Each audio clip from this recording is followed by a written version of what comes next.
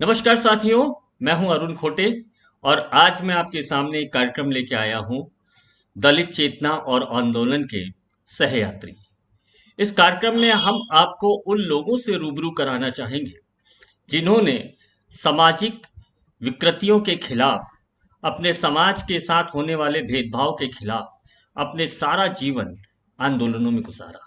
अपने समाज को एक बेहतर कल का सपने को सच करने के लिए उन्होंने हर स्तर पर प्रयास किया। आज हमारे साथ इलाहाबाद के श्री ब्रजमोहन लाल वाल्मीकि जी हैं।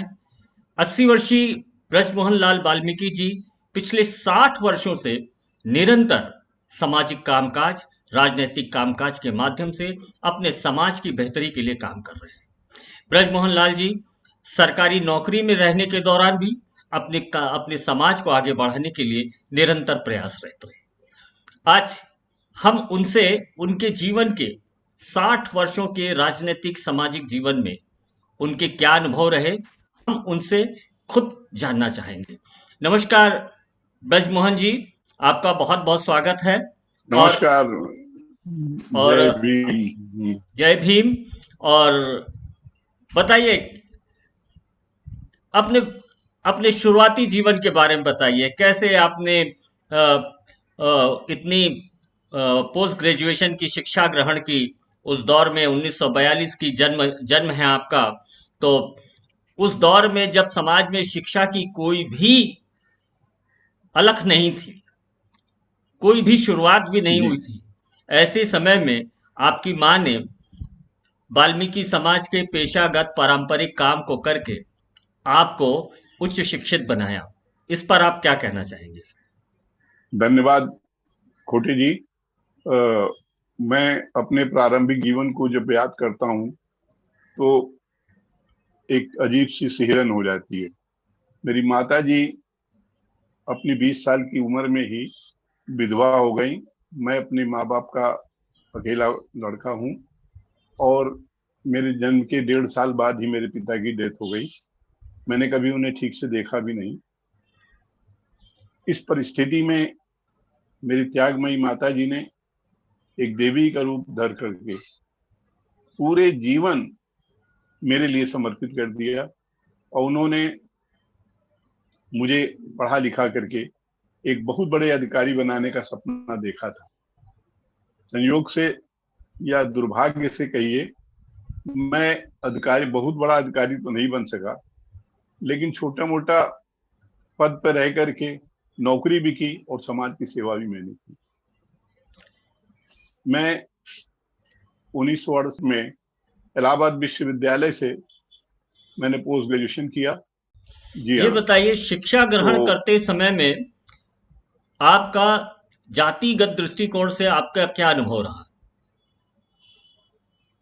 शिक्षा के क्षेत्र में जातिगत दृष्टिकोण से तो उतना खराब एक्सपीरियंस नहीं रहा, क्योंकि मुझे हर जगह सहयोग मिला। और मैं तो आजकल देख के बड़ा परेशान रहता हूँ कि लोग का कितना रुपया खर्च हो रहा है। हमको सरकारी जो मिला, वजीफा मिलता था, उससे सारी पढ़ाई हो गई। हमको शुरू से ही हम लोगों को मिलता रहा, तो ये सरकारी सुविधा रही है। और क्या जाति कभी कोई आप बहुत अपने कॉलेज के संघर्ष जीवन में कभी किसी प्रकार के भेदभाव के शिकार हुए थे उस दौर में? ऐसा महसूस नहीं किया मैंने कि जाति आधार पर तो मेरा कोई नहीं हुआ। मैं बहुत अच्छा खिलाड़ी भी था। गवर्नमेंट कॉलेज जैसे कॉलेज में मैं वॉलीबॉल का कैप्टन बना। 60 वार्ड थे उसमें, तो वॉलीबॉल का कैप्टन फिर जिले में आया। तो ऐसा कोई विशेष मुझे अनुभव नहीं है, बात नहीं हुई। तो जब आपको किसी भी प्रकार की उस प्रकार की सामाजिक विकृतियों का सामना नहीं करना पड़ा, उसके बावजूद आप अपने समाज के लिए काम करने के लिए आगे आए, आप निरंतर समाज के बीच में गए और लोगों के बीच में काम किया, ऐसा क्या रहा? ऐसा क्या खास बात थी जिसने आपको ये वो प्रेरित किया? स्कूल कॉलेजों में तो मुझे नहीं लगा, लेकिन जो सामाजिक परिवेश था, बाहर का जो परिवेश था, मंदिर में प्रवेश नहीं मिलना, उस पर एक बहुत बड़ा संघर्ष हुआ। और उस प्रवेश को लेकर के मैंने एक बहुत बड़ी मीटिंग किया पुरुषोत्तम टंडन पार्क में इलाहाबाद के, और उस पार्क में पुलिस इतनी बाहर उसको घेरे हुई थी, इतना हमारी पब्लिक वहां पर नहीं, 3000 करीब पब्लिक आई थी, पुलिस उससे ज्यादा वहां पर बाहर घेरे हुए थी। ये कौन से वहां सन पर की भी बात है? स्थिति ये एग्जैक्ट सन तो याद नहीं है, लेकिन ये करीब 70 मेरे के ख्याल दशक से की, 70 से पहले की है, 70 60 से के पहले दशक। की है, क्योंकि यहाँ एक 60 के दशक में है, वो मंदिर प्रवेश को लेकर के झगड़ा हो गया था। उसमें मैंने आवेश में बहुत सी बातें कही दी थी, जिसकी वजह से वहां पर डीएम से मतलब पुलिस इंस्पेक्टर से लेकर डीएम तक, कमिश्नर तक वहां बैठे हुए थे फायर ब्रिगेड में, और मेरे भाषण का इंतजार कर रहे कि अगर कहीं ये कोई धर्म परिवर्तन या कुछ की बात कहते हैं तो उसमें फिर इनके ऊपर कार्रवाई बड़ी होगी। लेकिन मैं उसमें उसमें नहीं आ गया, अपनी सही सही बात किया, तो उसमें कोई ऐसी बात नहीं। तो क्या तो वो परिस्थितियां बनी, चाय वाला चाय नहीं पिलाता था बाहर में, तो उसका संघर्ष करना पड़ा, पुलिस वालों से बीच में जाकर के संघर्ष करना पड़ा, तब हम लोग जाके इसमें सफलता मिली। इस पूरी वहीं से मेरा प्रक्रिया, दिमाग सामाजिक सेवा में लगा। लेकिन मैं ये मेरे श्री फूलचंद भाटिया हमारे गुरु थे इसके राजनीतिक, और अंकल थे, तो उन्होंने शुरू से लगा, और मैं स्टूडेंट लाइफ से ही यहाँ पर एक हेला नवयुवक संघ था, उसमें मुझे लगा दिया, और फिर वो उसी से चलता रहा। फिर उसके साथ माननीय स्वर्गीय लाल बहादुर शास्त्री जी जो देश के प्रधानमंत्री हुए, उनका क्षेत्र था, तो जैसे मैं इंटरमीडिएट में आया, मेरी शिक्षा थी, उसी समय में सीधे उनसे जुड़ गया, यूनिवर्सिटी लाइफ में बिल्कुल उनके साथ तक रहा। तो इससे सामाजिक परिवेश मेरा की वजह से सामाजिक में जो अनेक बाधाएं आई रास्ते में, उसकी वजह से मैं सामाजिक उसकी ओर ज्यादा गया। आपने, जितना मुझे जानकारी है, आपने मैट्रिक पूरा करने के बाद ही आपका विवाह हो गया था। उसके बावजूद आपने जी हाँ, पढ़ाई जी जारी रखी, और जी हाँ, अ, पढ़ाई पूरी करते ही साथ आपको नौकरी भी हासिल हो गई। इस पर कुछ बताएं। जी जी जी। और जैसे ही मैंने ग्रेजुएशन किया, उसके पोस्ट ग्रेजुएशन कर रहा था, तभी मुझे ऑर्डिनेंस डिपो पोर्ट में नौकरी लग गई। 2 साल यहाँ ऑर्डिनेंस नौकरी फैक्ट्री, भी किया, उधर में ऑर्डिनेंस फैक्ट्री नहीं, ऑर्डिनेंस डिपो एक यहाँ पर है, हाँ, ऑर्डिनेंस डिपो। किले में। जी, उसमें क्लर्कियल जॉब में नौकरी लग गई। 2 साल बाद मेरा ट्रांसफर हो गया नागपुर। तो वहां चूंकि मैं अकेला था, अपनी माँ बाप का, माँ हमारी बहुत ज्यादा उसमें थी, तो वो छोड़ नहीं सकी, और फिर वो नौकरी मुझे छोड़ना पड़ा, नागपुर वाली। मैं वहां से आया, तो फिर जैसे ही पोस्ट ग्रेजुएशन कंप्लीट हुआ, उसके बाद ही मुझे इलाहाबाद हाई कोर्ट में, उच्च न्यायालय में नौकरी मिल गई। लेकिन यहाँ उसका ग्रेड बड़ा कम था, उस समय सेक्रेटरी ग्रेड नहीं था। वो मेरा चूंकि सामाजिक वो चला था, और माननीय शास्त्री जी नहीं रहे, तो यहाँ पर माननीय रामजी लाल सुमन शिक्षा मंत्री थे प्रदेश में, उन्होंने ऐसे ही मुझे, हम लोग एक दिन चाय पी रहे थे साथ में, तो उन्होंने कहा कि भाई नौकरी पूरी करनी है, तो मैंने कहा साहब कर लेंगे। फिर उन्होंने मुझे सीधे जो शिक्षा विभाग में सबसे अच्छी पोस्ट थी उस समय, गोपनीय विभाग में, माध्यमिक शिक्षा परिषद उत्तर प्रदेश में, उन्होंने मुझे वहां पर लगा दिया वरिष्ठ गोपनीय सहायक में, और वहीं से मेरा ये नौकरी का काम शुरू हुआ, और मैंने 30 लेकिन 31 शिक्षा साल तक विभाग में भी जा करके माध्यमिक। आपने राजनीतिक कामकाज को जारी रखा, और शिक्षा विभाग हाँ, की जो मेरा में भी आपने वहाँ का जो कर्मचारी संगठन थे, आपने उसमें जिम्मेदारियां निभाई। उस पर बताएं। जी हाँ, मैं वहां रह करके राजनीतिक रूप से पूरे काम करता था, किसी पार्टी का डायरेक्ट मेंबर तो नहीं था, लेकिन उसमें पूरी इनडायरेक्ट रूप से मैं उसमें जुड़ा हुआ था। कांग्रेस पार्टी में मेरा लगाव ज्यादा रहा। तो उसके बाद मैं वहाँ के ट्रेड यूनियन में, माध्यमिक शिक्षा परिषद ट्रेड यूनियन में मैं उपाध्यक्ष रहा करीब 12 साल तक। उसके बाद फिर वहाँ कर्मचारी यूनियन को मैं प्रेसिडेंट भी चुना गया, और वहां पर जनरल यूनियन का रहा। फिर मैंने वहां पर एक अलग यूनियन भी बनाई थी, दलित, पिछड़ा और अल्पसंख्यक की, जिसका प्रभाव बहुत अच्छा रहा वहां पर, और उसकी वजह से मैंने पूरे शहर में, जी हाँ। पूरे जिले में बाहर निकल के भी इन तीनों वर्ग के लोगों को जोड़ करके काफी कार्य किए। शिक्षा विभाग में आपने काम किया। मेरी, चूंकि उस समय तक मैं काफी मेच्योर कह लीजिए हो गया था, और सामाजिक संगठनों में लगा हुआ था, तो अनेक संस्थाएं की स्थापना मैंने खुद कई संस्थाओं की और उसके माध्यम से, या फिर जिला अंबेडकर जयंती समारोह का मैं 40 साल तक कन्वीनर रहा जिले का, जिसमें सारे अनुसूचित जाति के लोग थे और बहुत अच्छा जुलूस निकलता था 14 तारीख को, और मीटिंग हुआ करती थी जिससे पूरे शहर के, जिले के अधिकारी, जजेस सब सम्मिलित हुआ करते थे। नॉन पॉलिटिकल कार्यक्रम था, तो उसमें मेरी बड़ी ख्याति हुई और मैं उसमें काफी लोगों में लोकप्रिय भी हुआ।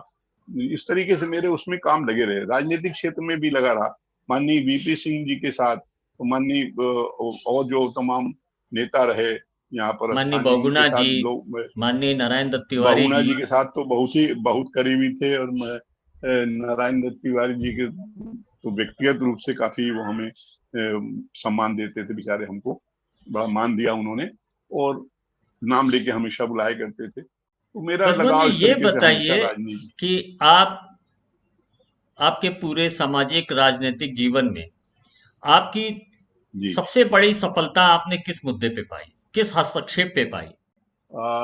मैंने पहले बहुत कार्य इस तरीके से किए सफलताओं के लिए, तो मैं केवल इतना कहूंगा कि इलाहाबाद नगर महापालिका में सफाई मजदूरों की पेंशन नहीं लागू थी और जिसके लिए कर्मचारी बहुत परेशान थे।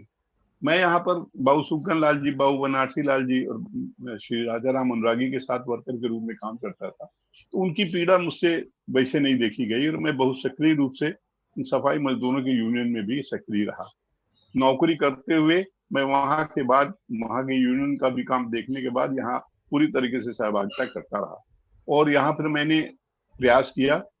यहाँ पर श्रीलाल शुक्ला साहब IAS थे, साहित्यकार भी थे, तो उनका मन बड़ा अच्छा था। उन्होंने कहा कि अगर आप कहीं से जियो ला दें तो मैं यहाँ पर जहां जहां लागू है तो उसी आधार पर मैं यहाँ कर दूंगा। तो मैं कानपुर गया और वहां भाई नागेश्वर वाल्मीकि जी जो बहुत अच्छे लीडर थे, उनके पास से जियो लिया और फिर आगरा में श्री वहां पर प्रशासक जो थे SD बागला साहब, उनसे भी परिचय था मेरा, तो उनसे वो लेकर के फिर मैं जियो आया और जब यहाँ दिया तो 20 मई 1978 को यहाँ पर पेंशन लागू करा पाया। ये मेरे लिए बहुत बड़ी उपलब्धि रही। एक आपके बारे में सुना था कि कुंभ मेले के दौरान सफाई कर्मचारियों के साथ जो कुछ दुर्घटना हुई, उनके साथ कुछ जी, मारपीट वगैरह हुई और उनकी कुछ जी, दिहाड़ी को तय करने का मामला था, उसके बारे में कुछ जी, बताइए।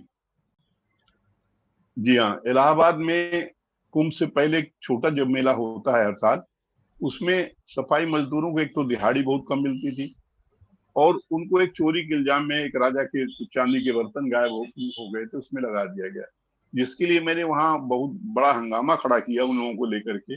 सफाई मजदूरों को रात में 12 बजे तक हमने वहां घेराव किया और फिर वहां डिप्टी डायरेक्टर और तमाम पुलिस के अधिकारी, कलेक्टर महोदय भी पहुंच गए, जिलाधिकारी महोदय, तो उस पर समझौता हुआ, हमारे आदमी छोड़े गए और हमारे आदमी बड़े प्रसन्न हुए। एक तो छोटी घटना रही, लेकिन ये कुंभ के जमाने में जब पंडित जैन द्विवेदी जी वहां कुंभ मेला अधिकारी थे, तो एक तो बड़ा काम ये हुआ कि मैंने उसके पहले भी कैंप लगाए थे, लेकिन उस दिन उस साल मैंने बहुत बड़ा कैंप वहां लगवाया और वहां जमीन गवर्नमेंट की तरफ से अलाट होती है, तो जमीन अलाट हुई, उसमें बड़ा महीने भर पूरा कैंप चला।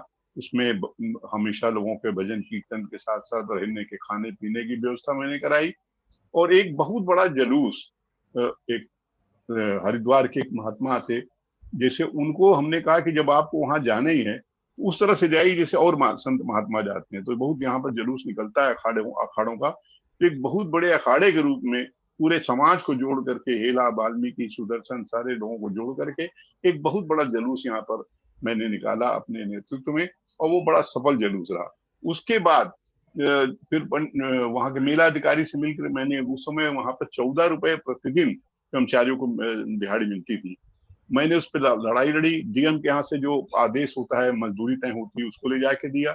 जब उस पर बहस हुई तो उन्होंने, दीक्षित जी उत्तर प्रदेश के उस समय नगर विकास मंत्री थे, उनको खबर किया, वो स्वयं आए यहाँ पर, उन्होंने कहा कि अगर ये नहीं होगा तो ये हड़ताल करा देंगे और मेला डिस्टर्ब हो जाएगा। तो वो आए और फिर बैठ कर उन्होंने वार्ता किया। मेरे साथ नानक चंद जी और चौधरी केदारनाथ जी ये साथ में रहे, फिर उनके साथ बैठ करके हमने वार्ता की और वहां 14 रुपए से 40 रुपए उनकी दिहाड़ी कराई, और तमाम कंबल और जो साबुन इत्यादि की सुविधा होनी चाहिए वो उनको दिलाया। कैंप, क्योंकि उनके कैंप बहुत छोटे लगाए जाते हैं, बड़े बड़े कैंप लगते हैं मेले में सब लोगों के लिए, लेकिन उनके बहुत छोटे कैंप जिसमें खड़े होकर भी नहीं जा सकते लगाए जाते, तो उसमें बहुत सुधार करा। इस तरीके का आंदोलन वहां चलाया था, वहां भी मैंने काम बंद करा दिया था। वहां भी स्थिति आई थी कि वहां के अधिकारी तो एक बार कहे कि आपको हम मीशा में बंद करा देंगे, ये वर्ल्ड का मेला है, दुनिया का, इसमें लोग आते हैं और आप इस तरह से कैसे डिस्टर्ब कर सकते हैं। तो मैंने कहा मुझे इसकी परवाह नहीं, चाहे जो करें, लेकिन यहाँ पर इन लोगों को ये सुविधा मिलनी चाहिए, और वो फिर हमारी विजय हुई। ब्रजमोहन जी, वाल्मीकि समाज के बारे में ऐसा अनुमान लगाया जाता है, या शायद ये वास्तविकता भी है, कि ये समाज आज खुद ही बहुत बुरी तरह ब्राह्मणवाद का शिकार है, जिसके जी हाँ। चलते इस इस समाज में जो तमाम सांस्कृतिक विकृतियां जो जिनसे जिनके ये समाज खुद शिकार हो रहा था, सारी जी संस्कृतियों को ये समाज आज खुद अपने पास ढो रहा है। कामोवेश इसके जी ऐतिहासिक हाँ। कारण है, वो एक अलग चीज है। आखिर क्या कारण है, और आपको कैसे लगता है कि एक अम्बेडकरवादी विचारधारा के तहत इस समाज में एक व्यापक परिवर्तन के बारे में कुछ सोचा जा सकता है या किया जा सकता है? जी हाँ, ये बहुत अच्छा प्रश्न आपने किया है। ये वास्तविकता ये है कि वाल्मीकि समाज जो है वो दिशाहीन है। अभी तक उसको दिशा नहीं मिल पाई, वास्तविक दिशा जो मिलनी चाहिए वो नहीं मिल पाई है। एक तो ये संगठित नहीं है, पूरे देश में वाल्मीकि, सुदर्शन, हेला, धानुक तमाम वर्गों में बटा हुआ है, उपजातियों में। कोई महादलित पर्सन है हमारे साथ तो हमारे सुदर्शन समाज है, इस तरीके से तमाम वो चल रहा है। हिंदूकरण इसका कर दिया गया इसको रोकने के लिए, क्योंकि ये धर्म परिवर्तन की ओर ज्यादा जा रहा था। अपमान को बहुत से हमारे पूर्वज नहीं सह पाए और वो क्रिश्चियन हो रहे थे या मुस्लिम धर्म की ओर जा रहे थे। तो एक बहुत चालाकी से इनके पेशे में लगे रहने के लिए अमित शर्मा जी थे, उन्होंने आज समाज के माध्यम से ये वाल्मीकि जी जो उपेक्षित, मैं तो कहूंगा कि पड़े हुए थे, ये तो सफाई मजदूर का कोई इनसे संबंध नहीं है, कोई दूर दूर तक कोई उनका वो नहीं है। ये प्रचेता ऋषि की 10वीं संतान है, लेकिन वो बड़ी होशियारी से उन्होंने धन इन लोगों को दे करके और इन लोगों को पाठ पढ़ा करके और कहा कि तुम हिंदू हो और वाल्मीकि जी के संतान हो, ये बता दिया। उसका खूब प्रचार प्रसार किया और खूब गाना बजाना, ढोल नगाड़े लेकर के इनकी बस्तियों में जा करके इनके माध्यम से उसका प्रचार किया, जिससे इनको ये लगा कि हम बड़े पक्के हिंदू हैं, और आज ये पक्के रूप से हिंदू बने हुए हैं। बाबा साहब डॉक्टर आम्बेडकर के मिशन को कमजोर करने के लिए भी ये कार्रवाई की गई, इनको हिंदू बनाए रखा गया। आज पूरे देश में वाल्मीकि समाज अभी भी 90% में कहूंगा वो उसी की ओर ज्यादा जा रहा है।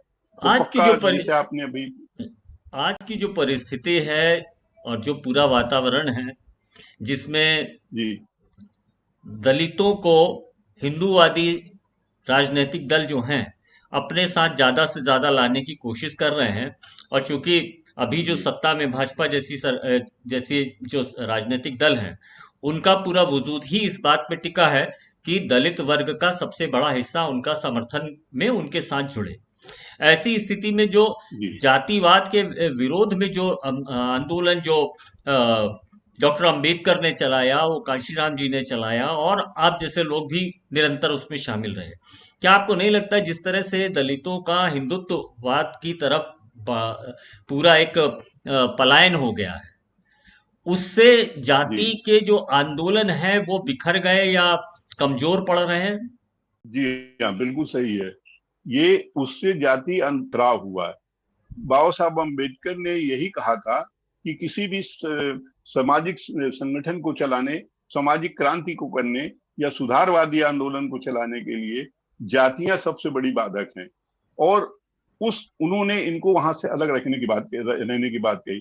लेकिन हम, आपने जैसा कहा कि ये जो होशियार लोग हैं अभी भी इस तरीके से उनको बना करके, जोड़ करके हिंदू बनाए रखना चाहते हैं, जिससे ये गुलाम बने रहें और इनको उनकी मदद करते रहें। जब तक ये पूरा समाज बाबा साहब डॉक्टर अंबेडकर की ओर नहीं जुड़ेगा, चाहे वो महर्षि सुदर्शन के लोग हों, चाहे वो वाल्मीकि समाज के लोग हों, चाहे वो महादलित परिसंघ के लोग हों, जब तक ये जितने लोग हैं, चाहे वो हेला धानु जो भी हैं, वो जब तक बाबा साहब डॉक्टर अंबेडकर को अपना अगुआ नहीं मानेंगे, उनको अपना नेता नहीं मानेंगे, उनको अपना मसीहा नहीं मानेंगे, तब तक इस समाज का कल्याण नहीं होने वाला।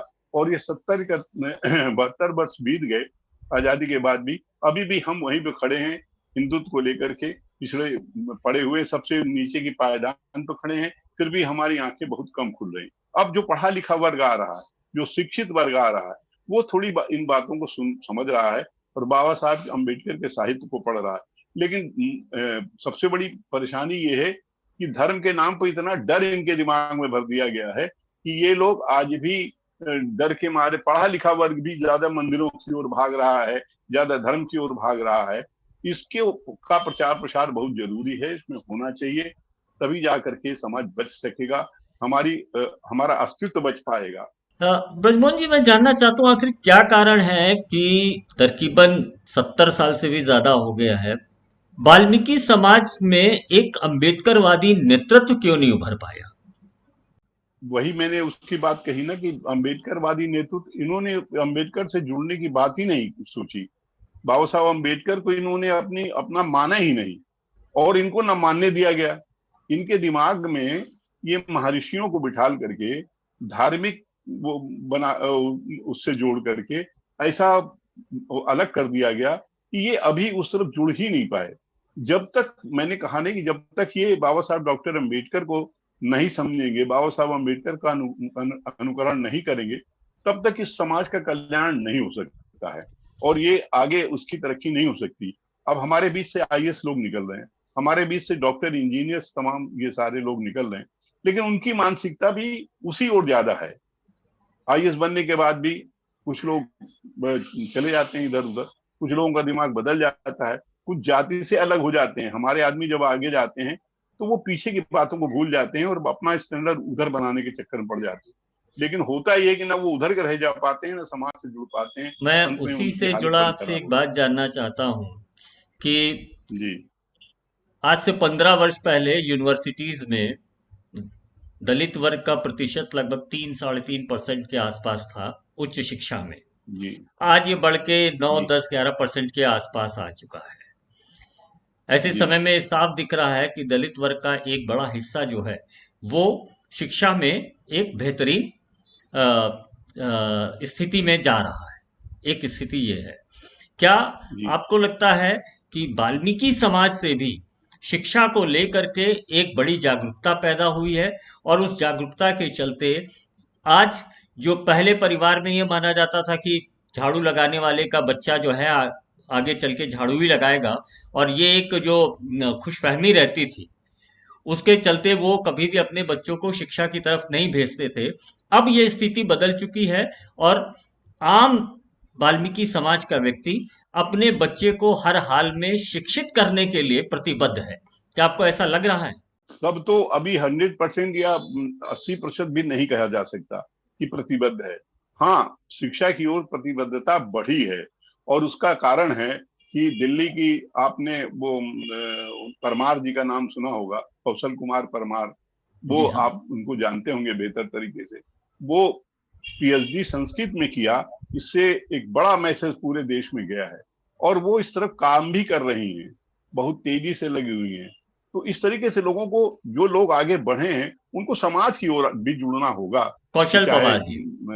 परमार जी हो, कौशल जी पवार जी। कौशल कुमार पवार जी, यस, हम्म। हाँ कौशल पवार जी।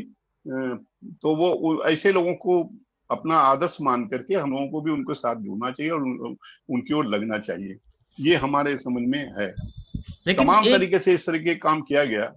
लेकिन एक स्थिति और भी आ रही है कि जब अब पूरा दलित समाज और वाल्मीकि समाज भी जब तेजी से शिक्षा, बेहतर शिक्षा प्राप्त करने की दिशा में जा रहा है, और अब जब बच्चे शिक्षा पा करके जब बाहर निकल रहे हैं, दूसरी तरफ विभिन्न तरीकों से सरकारी नौकरियों में जो आरक्षण की के प्रावधान थे उनको कमजोर किया जा रहा है। मिसाल के तौर पे अभी विश्वविद्यालयों में जिस तरह से रेफरल विश्वविद्यालयों में जिस तरह से नौकरियों को कमजोर किया गया, या अभी आईएएस पीसीएस की जो प्रशासनिक सेवा की नौकरियां हैं उनको किस तरह से कम किया गया, ये जो तमाम चीजें हो रही हैं उससे तो ये धीरे धीरे स्थिति ये आ रही है कि आरक्षण के प्रभाव से, दूसरा सरकारी नौकरियों में प्रतिबंध है लंबे समय से। तो ऐसे समय में जब ये वाल्मीकि समाज के बच्चे जो देर में जागे हैं, वाल्मीकि समाज के लोग आज जब अपने बच्चों को बेहतर शिक्षा दे करके आगे बढ़ते हैं, तो उनके बच्चों के लिए नौकरियों की तो कोई संभावना है ही नहीं, और संसाधनों से बहुत कमजोर कम्युनिटी है। तो आप कैसे देखते हैं कि आखिर इसके विकल्प क्या हो सकते हैं? देखिए, इस देश में जो प्रबुद्ध लोग हैं, जिन लोगों ने कब्जा कर रखा है इस क्षेत्र में हजारों वर्ष से, उन लोगों ने बड़ी चालाकी से कार्य करना शुरू किया। उन्होंने देखा कि अब सबसे नीचे तबके का आदमी भी, अभी अभी इसी साल एक धानुक लड़का आईएएस बना है, इसी साल एक लड़का एनडीए में लेफ्टिनेंट बना है, सेकंड लेफ्टिनेंट बना है बिहार का। तो इस तरीके से, और आपने एक बहुत बड़ा उदाहरण समाज के सामने मैं बताना चाहता हूँ, आपने खुद कवर किया है, खुद देखा है कि झारखंड के एक सफाई करने वाली कर्मचारी महिला के 3 बेटे, और तीनों एक आईएएस है, एक डॉक्टर है और एक बहुत बड़ा इंजीनियर रेलवे में, और तीनों ने ये काम किया कि उनके रिटायरमेंट के टाइम में जाके उनको रिसीव किया। ये बहुत बड़ी बात है, एक बहुत बड़ा संदेश पूरे देश में गया। ऐसे ही बड़े अधिकारियों को हमारे साथ जुड़ना चाहिए। हमने देखा कि वाल्मीकि समाज में तमाम कमिश्नर, कई कमिश्नर हुए, कई बड़े अधिकारी हुए, आईएएस अधिकारी हुए, लेकिन वो समाज से नहीं जुड़ पाए और बल्कि दूर चले गए। तो इस तरीके से एक बड़ी विसंगति भी हमारे बीच में पैदा हो रही है। अधिकारियों को इस तरफ ध्यान देना होगा। और आरक्षण का जहां तक आपने कहा, इस देश का हर नेता, छोटे से छोटे नेता से लेके प्रधानमंत्री तक, हमारे आदरणीय प्रधानमंत्री जी सीना ठोक के कहते हैं कि जब तक हमें आरक्षण खत्म नहीं होगा। दुखद बात यह है कि जब इस देश में कोई चीज राष्ट्रीय सरकारी रही नहीं जाएगी तो आरक्षण का मतलब क्या होगा? जब सारा चीज बिक रहा है, सारी चीजों का एकदम वो किया जा रहा है, प्राइवेटाइजेशन किया जा रहा है, तो फिर आरक्षण रह कहाँ जाएगा? आरक्षण तो अब नाम मात्र का रह गया है। फीस इतनी बढ़ा दी गई है कि जो गरीब आदमी है, जो हमारी कम्युनिटी का आदमी है, वाल्मीकि समाज का है, और जो हेला समाज का, धानुक समाज का है, या और समाज का जो गरीब सुदर्शन समाज का है, इन लोगों को फीस देने की हैसियत नहीं रह गई है। नौकरियां बंद कर दी गई। सफाई मजदूर के काम में भी आरक्षण लागू कर दिया गया, जनरल कैटेगरी के लोगों को ला के रख दिया गया। अब हमारे आदमी उस और नौकरी से अब तो भी निजी वंचित हो गए। कंपनियां सफाई के काम के ठेके लेने लगी हैं। और निजी कंपनियों को ठेका दिया जा रहा है। इस इतने एसेंशियल काम में ठेकेदारी का पुरजोर विरोध होना चाहिए। नीचे स्तर से लेकर के ऊपर तक इसका जितना विरोध हो, ठेकेदारी प्रथा समाप्त की जाए। और कोई भी ठेकेदारी से इस तरीके, ये तो एसेंशियल सर्विस है, जिस दिन ये काम बंद कर देंगे उस दिन पता नहीं क्या हो जाएगा। लेकिन नहीं, अब उसके इसमें लिए तो जनरल उन्होंने क्लास के विकल्प लोग चुन भी लिया घुस है। पड़े हैं। उसके लिए तो उन्होंने विकल्प चुन लिया है, वो जी निजी क्षेत्र की कंपनियों को ला करके सफाई के ठेके दे रहे हैं। तमाम जगह हो गया है, रेलवे में भी ये हो गया है, तो प्लेटफॉर्म के स्तर पे ठेके दे दिए गए हैं सफाई के। ऐसे समय में ये सफाई का जी काम कि सफाई, वाल्मीकि समाज के जो सफाई कर्मी लोग हैं उनके प्रति तो सरकार ने अपनी जिम्मेदारी झाड़ दी है, अब उनको बिल्कुल अलग कर दिया है। दूसरी तरफ शिक्षा का जिस जी तेजी से निजीकरण हो रहा है, उसके बाद जी इस समाज के लोगों के लिए पढ़ाई भी बहुत एक मुश्किल चीज हो जाएगी। और तीसरी तरफ अगर ले दे जी करके अगर पढ़ भी लिख गए तो सरकारी नौकरियां नहीं है, और निजी क्षेत्र में जातिगत कारणों से नौकरियां मिलना आज भी बहुत मुश्किल है, ये तमाम तरह के रिसर्च बोलते हैं। तो ऐसी स्थिति में आप क्या जी देखते हैं कि वो कौन से प्रयास हैं जिन्हें किए जाने की जरूरत है, और समाज को उन बारे में गंभीरता से सोचना होगा? बहुत आपने ये उचित प्रश्न किया है। मैं ये देख रहा हूं कि हमारा समाज दिशा विहीन, मैं इसलिए कह रहा हूं, इसीलिए इसे दिग्भ्रमित कहता हूं। अभी एक किसी दिल्ली हरियाणा की महिला ने शायद मंदिर निर्माण या किसी और प्रधानमंत्री कोष में 10 करोड़ रुपए दिया। अब एक तरफ तो हम धार्मिक उसमें इतनी तेजी से जा रहे हैं, लेकिन हमारे जो बच्चे हैं पढ़ नहीं पा रहे हैं, क्या हम उन्हें कोई इस तरीके के जो लोग सक्षम हैं, क्या वो इसकी मदद नहीं कर सकते? हमारे समाज में प्रतिभाएं बहुत हैं, हर क्षेत्र की प्रतिभाएं हैं। आज लोग, चाहे वो क्रिकेट का खेल हो, चाहे वो पढ़ाई का क्षेत्र हो, हर तरफ प्रतिभाएं उभर के आ रही हैं। लेकिन एक तो आरक्षण खत्म हो गया, फीस का वो खत्म कर दिया गया, सारी चीजें जो है निजीकरण किया जा रहा है। उस निजीकरण के कारण हमारे यहाँ बेरोजगारी पहले थी और ज्यादा हो गई।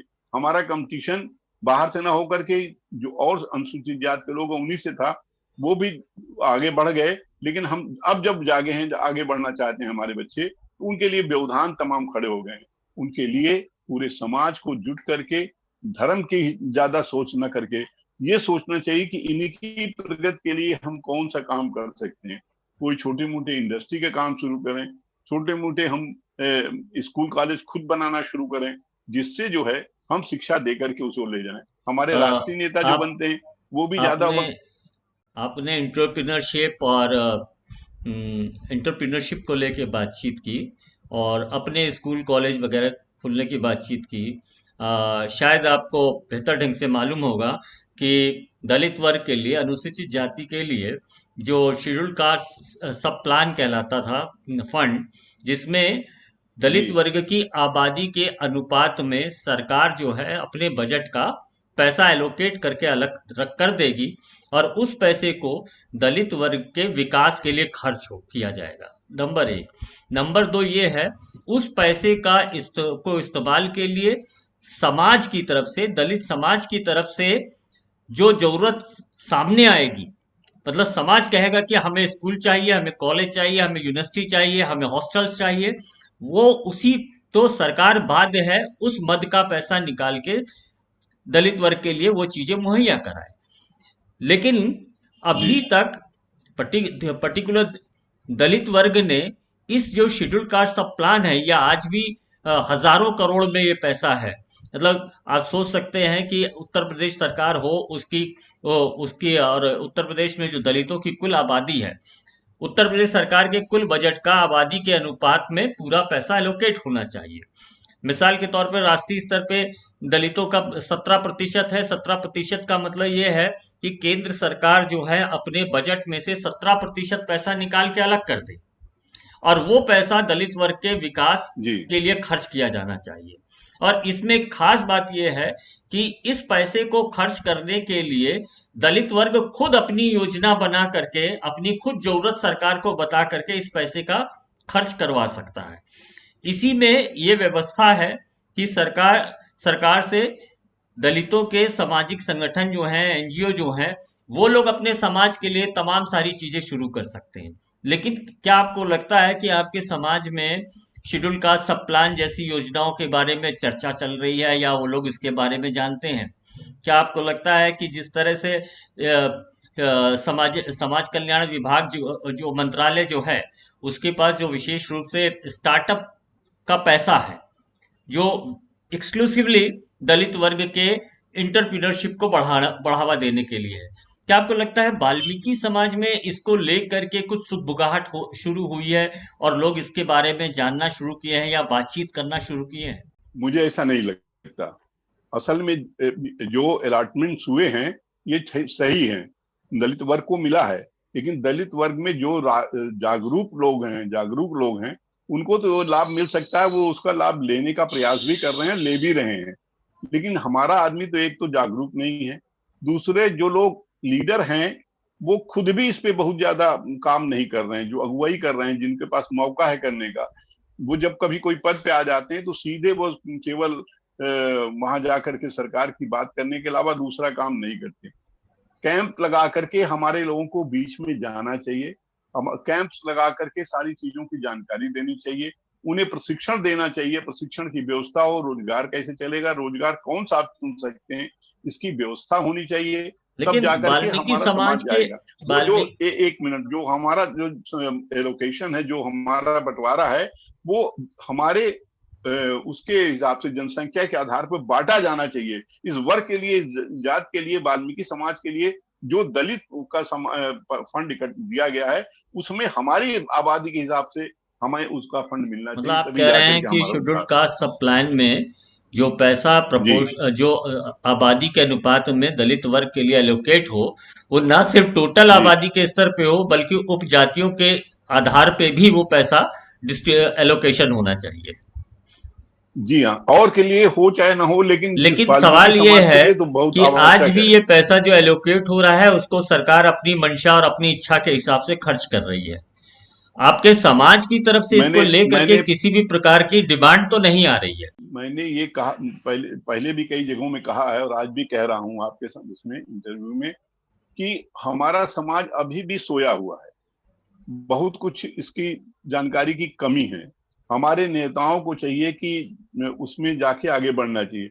हमारे समाज में ऐसा नहीं, हमारे समाज में गृह मंत्री हुए, हमारे देश के गृह मंत्री हुए, तमाम हमारे लोग मंत्री हुए, लेकिन वो अपने क्षेत्र तक या अपने उसमें सीमित रह गए। तो पूरे देश को जागरूक ये करने का काम हमारे सामाजिक, देखिए वाल्मीकि समाज किसी को। भी समाज का विकास और समाज में परिवर्तन मूल रूप से उस समाज के सामाजिक कार्यकर्ताओं के कारण से आता है।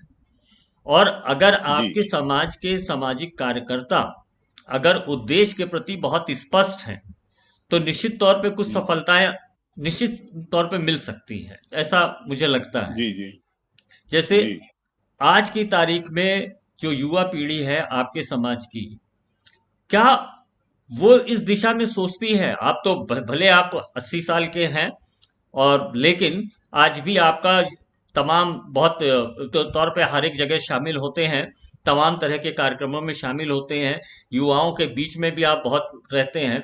क्या युवाओं की सोच में कोई नया परिवर्तन आया है वाल्मीकि समाज के युवाओं नहीं, में? वाल्मीकि समाज का युवा भी अभी दिग्भ्रमित है। वो इस ओर पूरी तरह से नहीं जुटा है।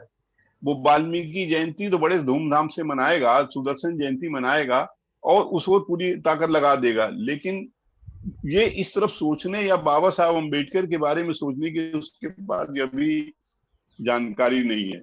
मैं बार बार कह रहा हूँ, जब तक बाबा साहब अम्बेडकर को अध्ययन नहीं किया जाएगा, जब तक उनके रास्ते पर नहीं चला जाएगा, इस समाज का कल्याण नहीं हो सकता।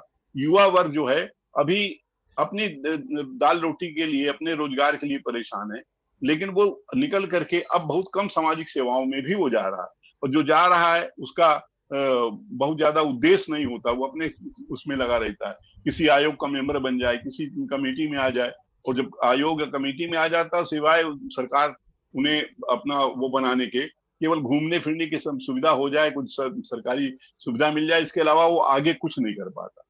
अच्छा, हमारे जो भी लीडर्स हैं। ये चुनौतियां तो लगातार रहेंगी, क्योंकि वाल्मीकि समाज जी आज जिस तरह से पूरे हिंदुत्व की पूरी राजनीति का शिकार हो गया है, वो पहले से ही जी गंभीर तौर पे ब्राह्मणवाद का शिकार था।